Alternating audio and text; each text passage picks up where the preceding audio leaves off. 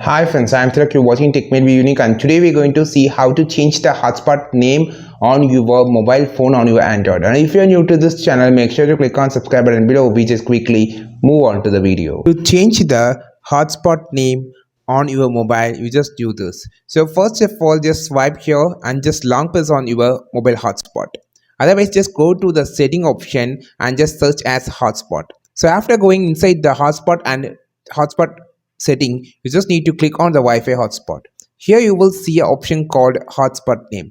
Just click this, just change the name that you want. Fine, here I just going to change as Vivo. So now your hotspot will be named as Vivo, or you can just use your model, or you can just use your name, whatever. So to find this hotspot here, you just scroll down and just scroll and click on the setting option, and here you can also find it on the network and internet connection option. Here you can find the hotspot and taking.